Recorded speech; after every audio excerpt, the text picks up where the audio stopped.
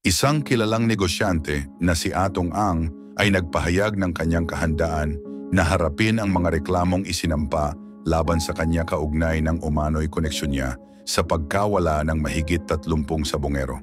Sa pamamagitan ng kanyang abogado, mariing iginiit ni Ang kanyang pagiging inosente at nanawagan sa publiko na mag-ingat sa paniniwala sa mga pahayag ng kanyang dating tauhan na si Julie Dondon Patidongan, na tinawag niyang mapanlinlang at walang matibay na ebidensya. Ayon sa abogado ni Ang, minsang nagkaroon ng malaking kontrol si Patidongan sa pang-araw-araw na operasyon ng negosyo sa sabong ni Ang. Sa kalaunan, umano'y ginamit nito ang tiwalang iyon para patakbuhin ang sarili niyang lihim na gawain sa industriya, kabilang ang pag-aayos ng ilang laban sa sabong, pananakot sa mga hindi sumusunod sa kanyang utos, at pagkuha ng kita mula sa mga naayos na resulta. Sinabi pa ng abogado, nang masangkot si Patidongan sa isang hiwalay na kaso ng pagkawala sa Maynila noong nakaraang taon, itinuro umano nito si Ang upang mailigtas ang sarili sa posibleng pananagutan. Ang mga pamilya ng mga nawawala na karamihan ay huling nakita sa mga sabungan na may kaugnayan sa kumpanya ni Ang ay naghain ng ilang kasong legal kabilang ang serious unlawful detention.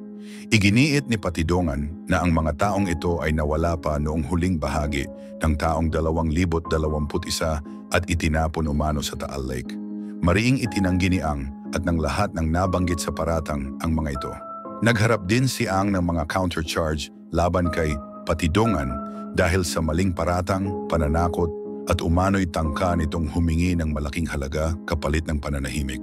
Patuloy naman ang malawakang paghahanap ng Philippine National Police sa Taal Lake at paligid nito. Sa mga oras na ito, ilang sako na naglalaman ng halo-halong buto ng tao at hayop ang nakuha. Isinasa ilalim na ito sa forensic testing at kinukuha ang DNA samples mula sa mga pamilya ng mga nawawala para sa posibleng pagtutugma.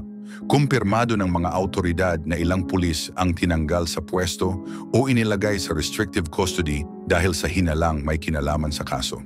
Sinabi ni Justice Secretary Crispin Remulla na ang pagkakadiskubre ng mga labi ay maaring magpatibay pa sa kasalukuyang mga kaso at magbukas ng posibilidad para sa panibagong mga kaso.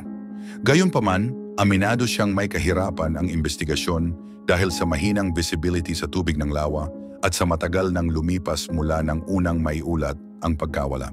Ayon naman kay Senator Ronald Bato de la Rosa na namuno sa investigasyon ng Senado noong 2022, mas nais niyang hayaang tapusin muna ng PNP ang kanilang trabaho kaysa muling buksan ang pagdinig. Ipinaliwanag niya na noon pa ay inirekomenda na ng Senado ang masusing investigasyon kay Ang at sa kanyang kumpanya.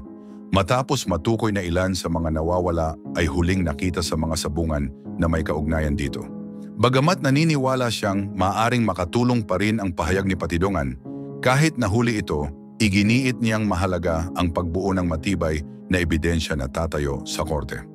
Anyway, sa ngayon, mga kapuponge, patuloy ang banggaan ng dalawang magkaibang bersyon. Isa na nagsasabing isang pinagkakatiwalaang tauhan ang tumalikod para sa pansariling interes at isa na naglalarawan ng isang makapangyarihang tao na di umano'y may pinlano ng maigi.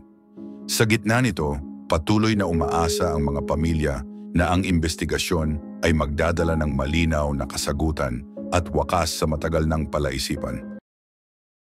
Well, kung pagbabasehan natin ang mga bagong balita ngayon, ay sabihin man nating parang unti-unting naiipit si Atong Ang sa ginagawa ng Department of Justice ngayon, ay sinabi ni Atong Ang na nandito pa rin siya sa Pilipinas. Pero ang malaking tanong nasa Pilipinas pa rin ba talaga siya hanggang ngayon? Nasa Pasig ba talaga siya? At bakit hindi na siya lumalabas sa media ngayon? Anyway, ito pa pala yung iba pang balita. Sa mga pinakahuling pangyayari, kinumpirma ng Department of Justice na matibay ang kasong isinampa laban sa kilalang negosyanteng si Atong Ang, batay sa kasalukuyang ebidensya at mga pahayag ng mga saksi na isinumite ng mga investigador. Ayon sa opisyal, matatag ang pundasyon ng kaso at masusing sinusuri ng mga piskal ang lahat ng materyales. Sa kasalukuyan, isang panel ng mga piskal ang inatasang tapusin ang kanilang pagsusuri sa mga reklamong kriminal sa darating na linggo. Ang mga reklamong ito ay inihain ng mga pamilya na naghahanap ng kasagutan sa pagkawala ng ilang mga sabungero. Naghain sila ng mga kaso ng seryosong ilegal na pagkakapiit at iba pang mabibigat na paratang laban kay Atong Ang at sa iba pang mga individual na konektado sa usapin. Nag-ugat ito sa sunod-sunod na insidente ng pagkawala na nangyari mula Abril taong 2021 hanggang Enero taong 2022 na kinasasangkutan ng maraming sabungero mula sa iba't ibang lugar sa Luzon, kabilang ang Laguna, Batangas, Bulacan, Maynila at Rizal. Ang unang iniulat na bilang ng mga nawawala ay 34 na karamihan ay mula sa Laguna. Ang mga insidenteng ito ay nagdulot ng malawak na pag-aalala sa bansa at naggudyok ng emosyonal na panawagan para sa kasagutan. Noong kalagitnaan ng taong 2025, isang taong konektado umano sa kaso ang lumapit sa mga awtoridad. Ayon sa kanya, maaaring ang mga nawawala ay tahimik na dinala at inilibing sa ilalim ng tubig ng lawa ng Taal. Sinabi rin ng taong ito na maaaring umabot sa 100 ang kabuuang bilang ng mga taong nawawala, mas mataas kaysa sa naunang ulat. Dahil dito, pinalawak ng Department of Justice at ng mga investigador ang kanilang aksyon, kabilang ang pagsasagawa ng paghahanap sa lawa upang humanap ng posibleng ebidensya.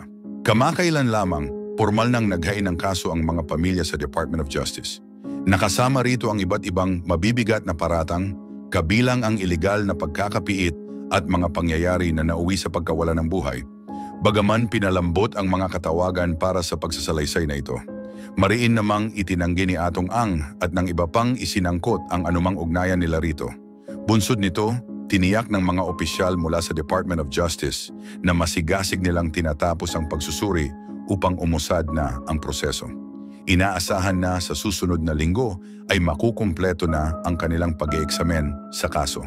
Pagkatapos nito, inaasahan ang pagpapalabas ng mga sabina at iba pang aksyon na magpapatuloy sa investigasyon. Sa mga oras na ito, sabay na naghihintay ang mga investigador at pamilya ng susunod na aksyon sa umuusad na proseso. May magkakatulad na pag-asa ang lahat na sa sandaling matapos ang pagsusuri sa kaso, mas malinaw na mailalatag ang buong pangyayari at mabibigyan ng mas kumpletong paliwanag ang mga katanungan kung ano nga ba talaga ang nangyari sa mga nawawalang sabungero.